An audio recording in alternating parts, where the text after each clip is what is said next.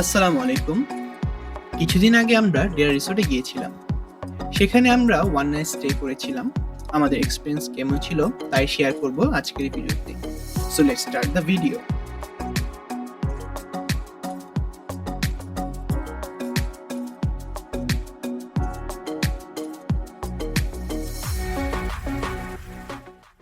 আমাদের ডেরাতে পৌঁছাতে পৌঁছাতে রাত হয়ে যায়।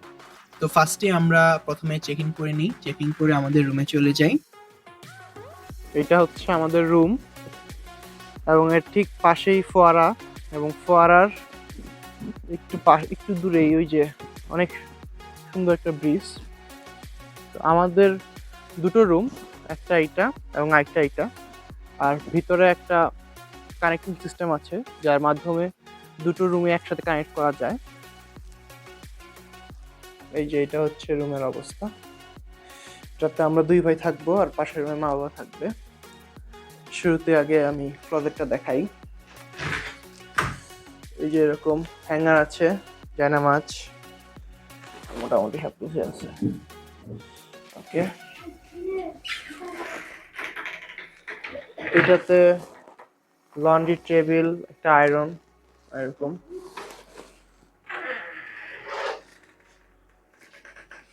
একটা টিভি আছে, তারপরে এই যে ফ্রিজ, তারপরে আপনার চা খাওয়ার কেটলি, তারপরে বিভিন্ন আইটেম এগুলো আছে।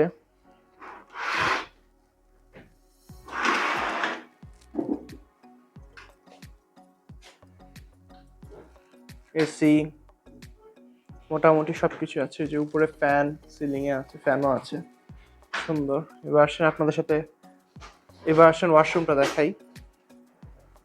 ওয়াশরুমটা সুন্দর, নিট অ্যান্ড ক্লিন, পরিষ্কার, সুন্দর আছে। আর সবচেয়ে যেটা বলতেছিলাম যে আমাদের একটা কানেক্টিং ডোর আছে। এই যে এটা হচ্ছে ব্যালকনি, এইটা হচ্ছে ব্যালকনি, এবং আমাদের ওই ব্যালকনি থেকে ওই ব্রিজটাও দেখা যায়।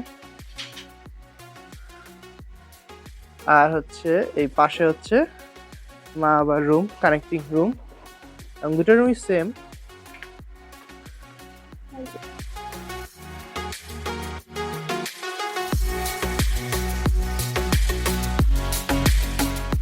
রুমে ফ্রেশ ট্রেশ হয়ে আমরা বের হয়ে পড়ি ডিনার করার উদ্দেশ্যে, যেহেতু অনেক রাত হয়ে গিয়েছিল।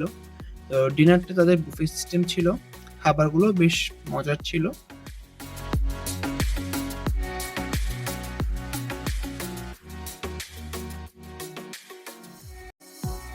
খাওয়া দাওয়া শেষ করে কিছুক্ষণ আমরা আশেপাশে একটু হাঁটাহাঁটি করি এবং এইভাবেই দেখা যায় আমরা আমাদের রাতটা শেষ করি।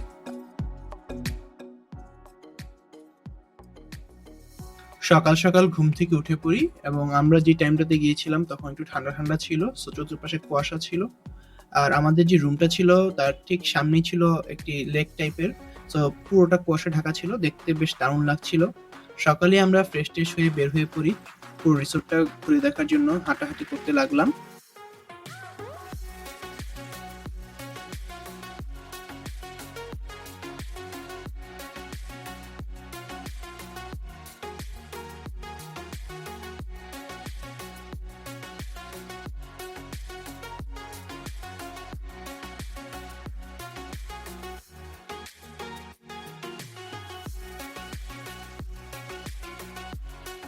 সাইডে ক্যাম্পিং সিস্টেম আছে, সেখানে আপনি চাইলে রাত্রে স্টে করতে পারেন এবং টেন্টের ভিতরে আপনারা তখন থাকবেন।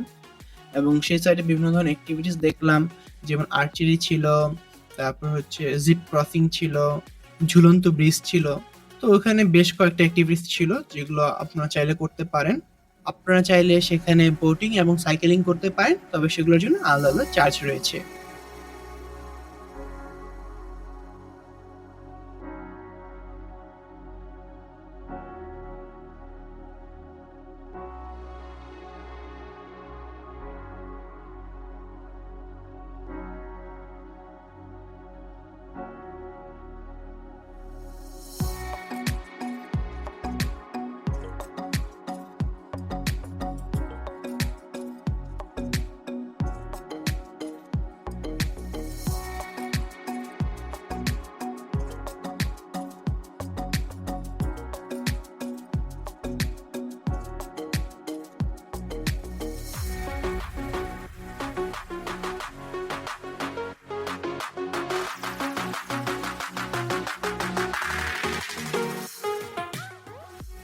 ঘোরাঘুরি শেষ করে আমরা চলে যাই ব্রেকফাস্ট করার উদ্দেশ্যে।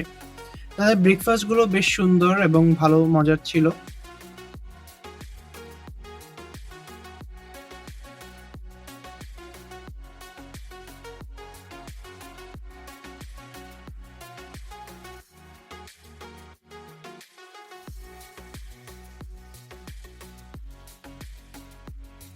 ব্রেকফাস্ট শেষ করে আমরা আবার বের হয়ে পড়ি হাঁটাহাঁটি করতে। যেহেতু ডেরা রিসোর্টটা মোটামুটি বেশ বড়, সো হাঁটতে সময় লাগে এবং যেহেতু ঠান্ডার দিনে গিয়েছিলাম হাঁটতেও বেশ ভালো লাগছিল। আমরা হাঁটাহাঁটি এবং ছবি তুলছিলাম। ডেরার এক সাইডে তারা হরিণ পালন করে, সো যারা ছোট বাচ্চারা আছে তারা এটা দেখে বেশ এনজয় করে।